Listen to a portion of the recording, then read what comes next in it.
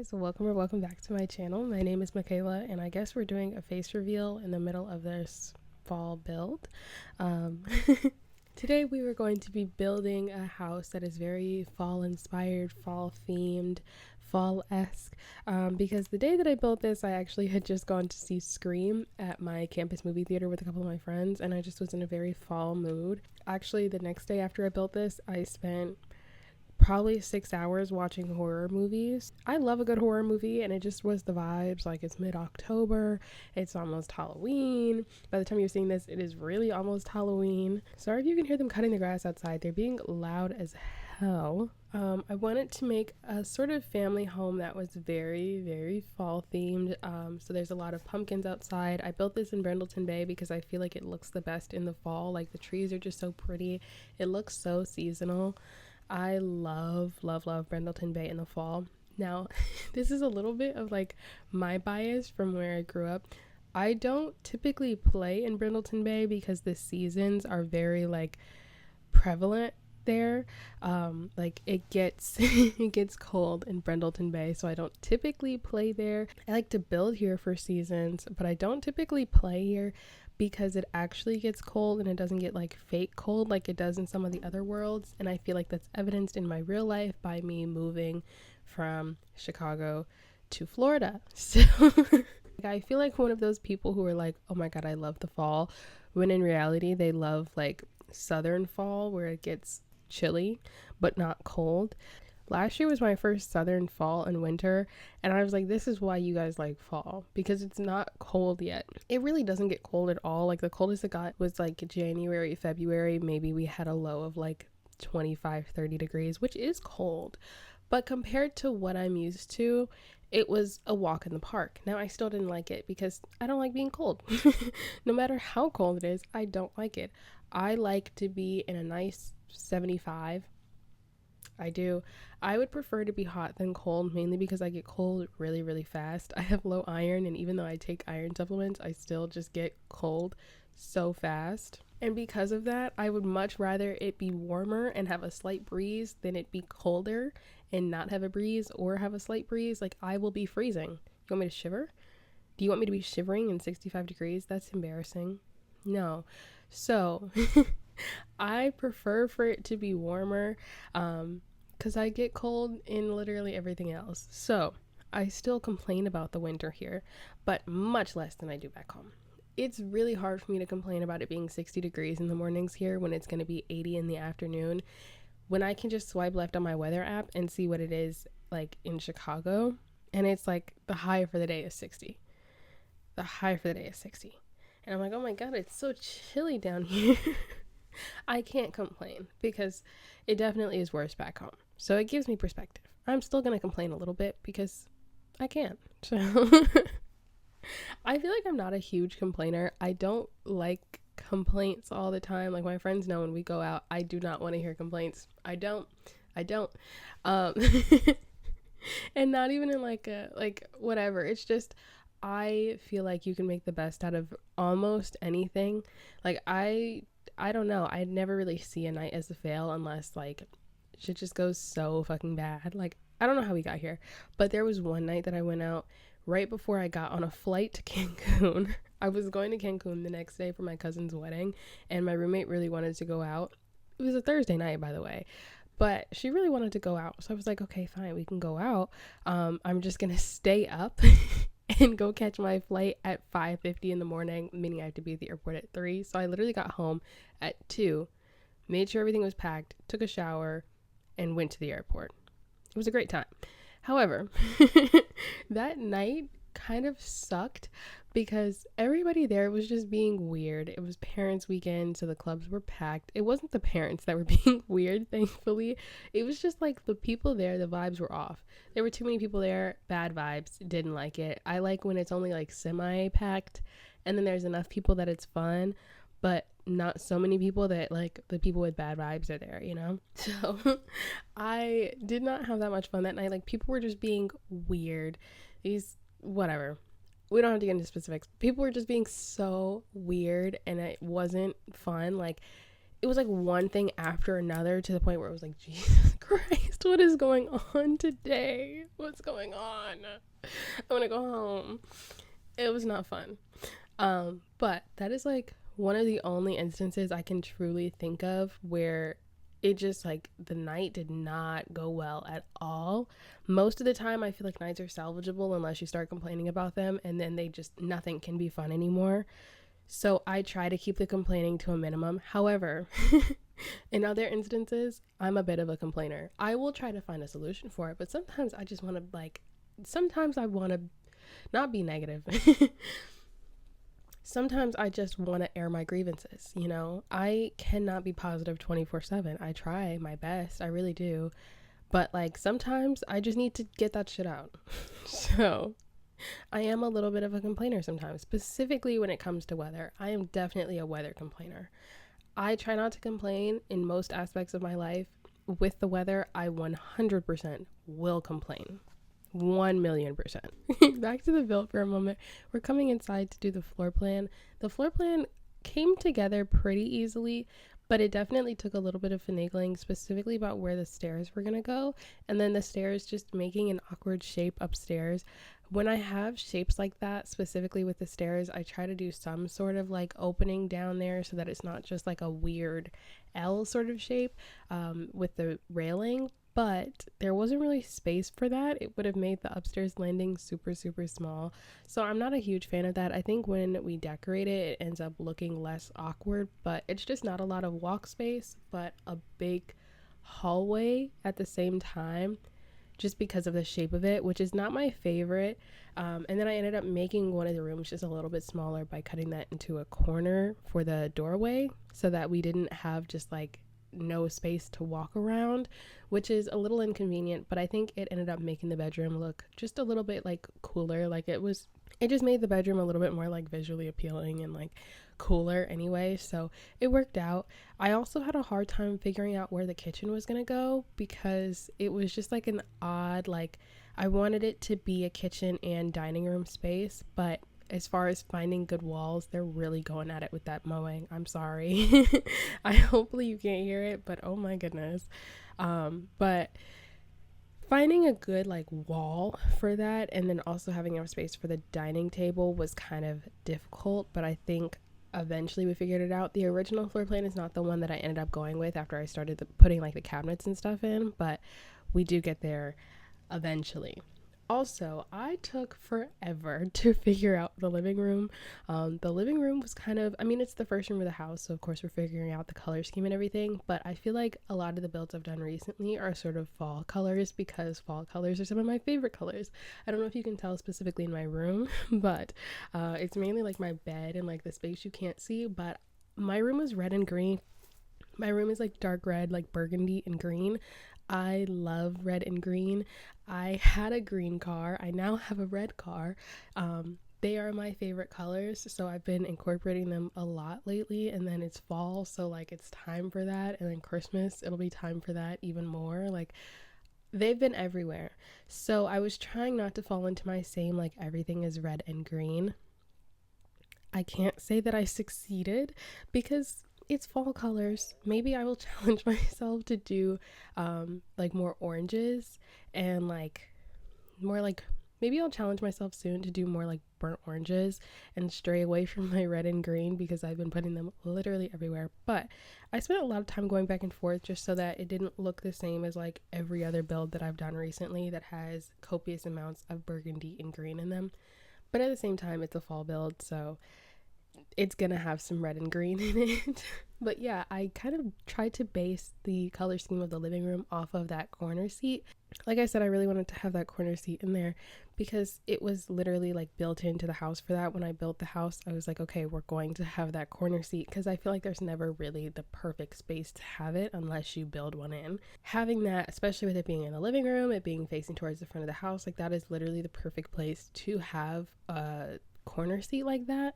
So I wanted to make sure that it was kind of a focal piece of the room, and we ended up having to kind of mute it a little bit because all of the other colors I felt like just were weird, and I really liked the one with a bunch of pillows, but I had to change that one out eventually because it just didn't fit the right way. It didn't like look the way that I wanted it to.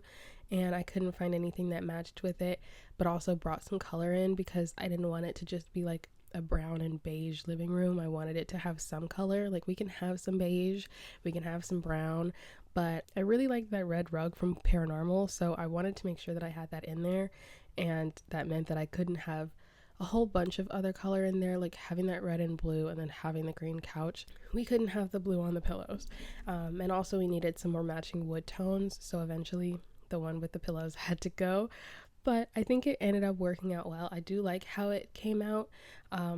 I have a bad habit of trying to fill literally every corner, every surface, every wall, like everything needs to be filled, which is interesting because I have, when I was growing up and like watching a lot of YouTube, the thing that was in was like minimalism, very 2015 YouTuber apartment, like IKEA, like that's how I thought I was going to decorate my apartment.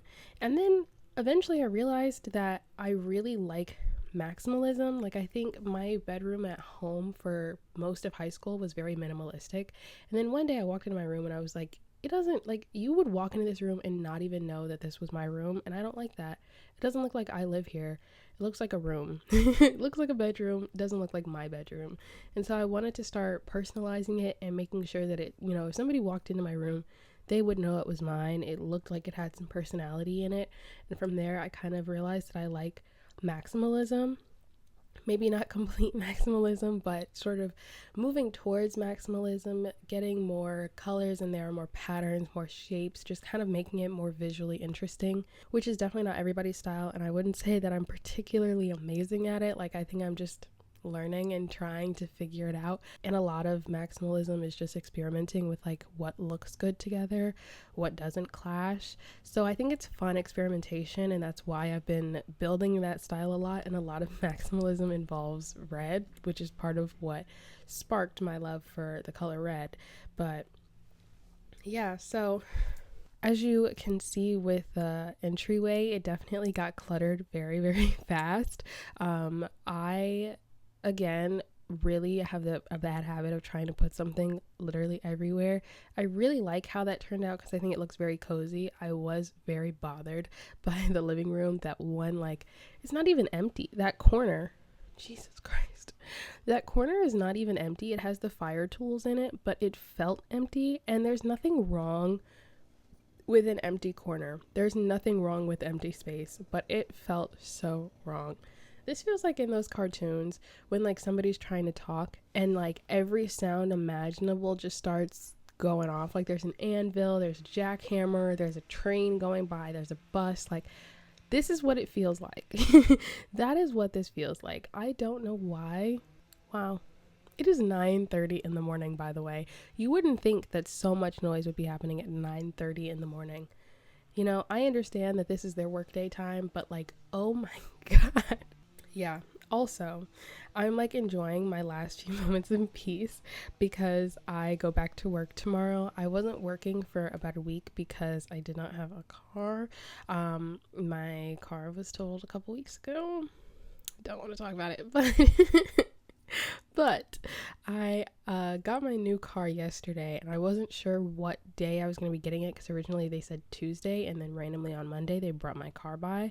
So I got my car yesterday, which is really nice. I like it a lot, honestly. I was kind of scared because my dad bought it in Illinois and then put it on a truck to bring down here.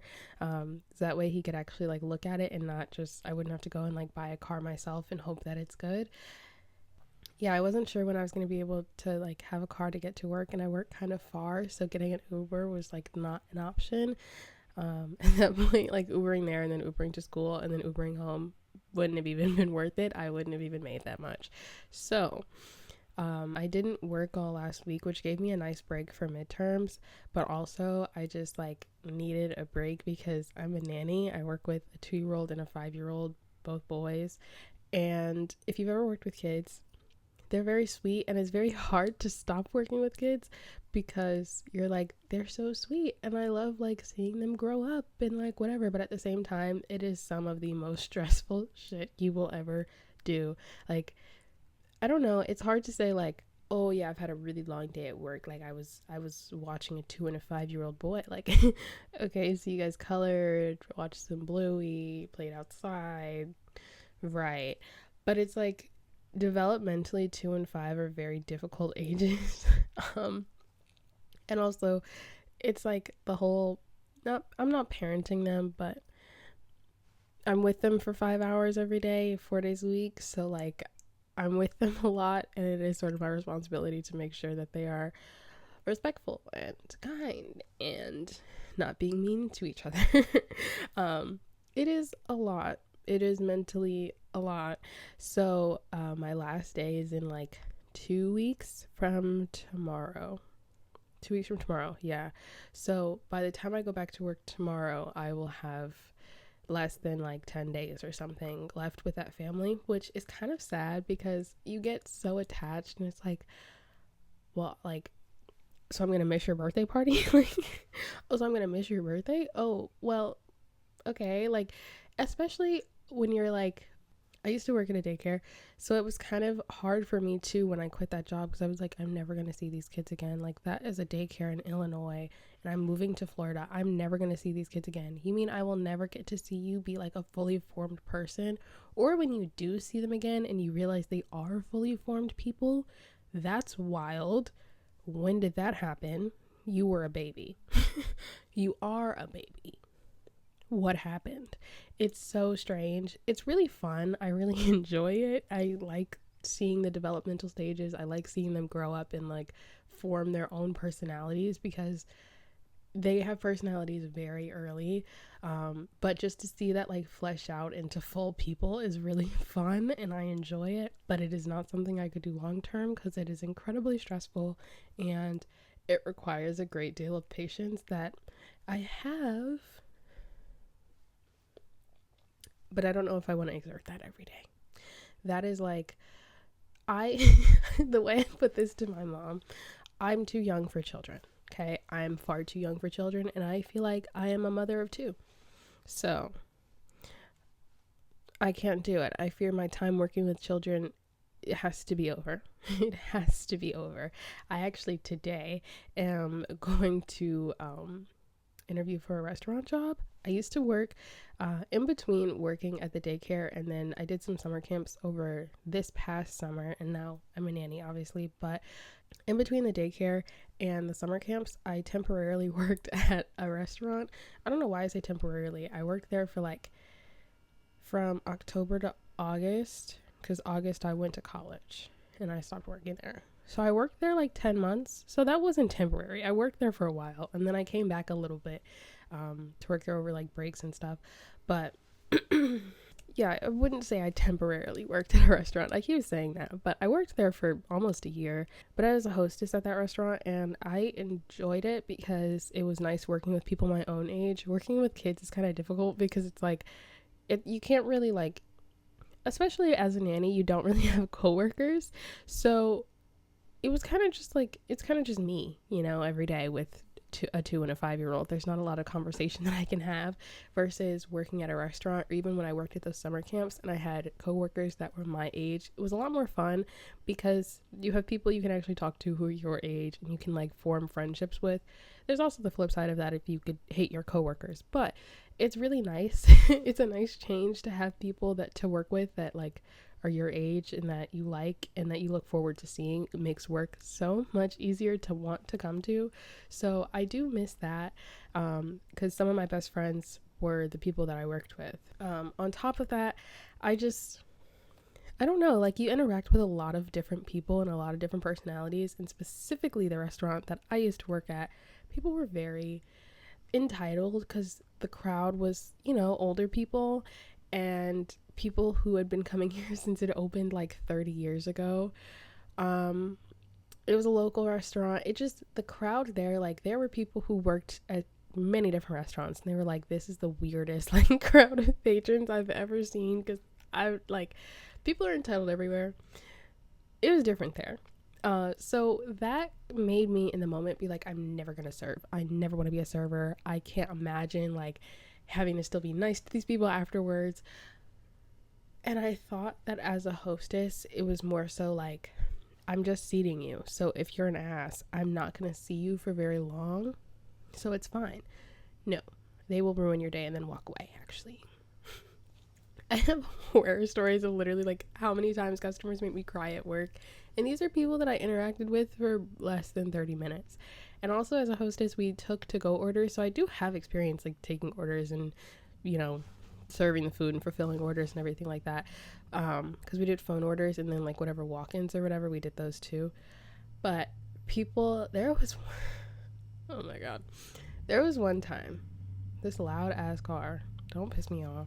There was one time we had a crazy dinner rush. It was a Friday night. Like, we were expecting it. There were 3 of us on as hostesses, but it was still like hectic and crazy because I think there were some parties going on too. And then people just kept walking in with big tables, like literally walking in with a party of 12. And then the next one is a walk-in party of 8. And then like, I don't know what it was, but it was ridiculous is what it was. So... But it was just a crazy rush, right? And we're in the midst of it. We kind of have divvied up our roles, and I was at the phone. Like, somebody was going in seating, somebody was going to like help clean off tables, and I was on the phone, taking phone orders. And at this point, like, the whole front area is full. Okay, whole front area is full of people waiting for tables. There is really no space to walk around, and also all of the lines are on hold.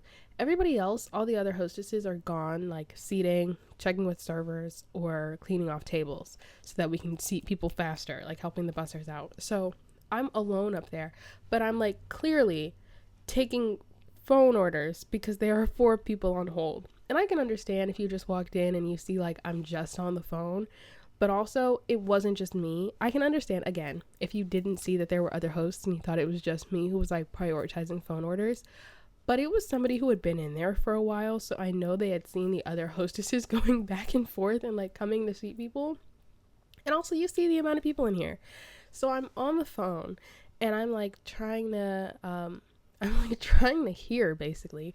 And the phone is breaking up because the phone sucked. The phone is breaking up, the phone is low, the music is loud, people are loud, and I'm like, apologizing to the person on the phone, like, I'm so sorry, I can't hear you, the phone is breaking up, and also it's quiet, like, whatever. So they're getting frustrated with me.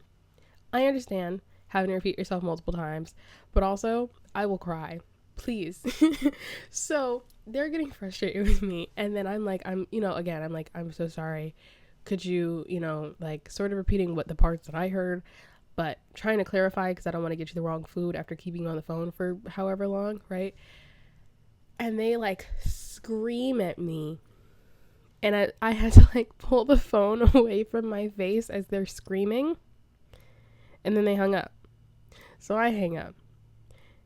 And I look up and there's a person standing right in front of me trying to get my attention. Not really trying to get my attention. They just were standing there.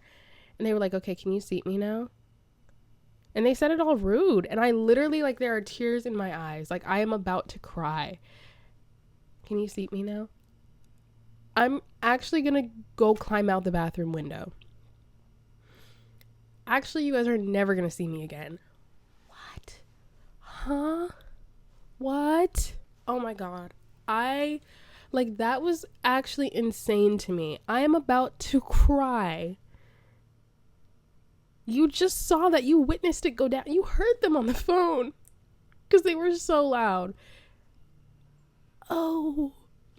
So that experience made me think, I never want to serve again. I never want to serve. I never want to work food service again. However, I think it could be fun.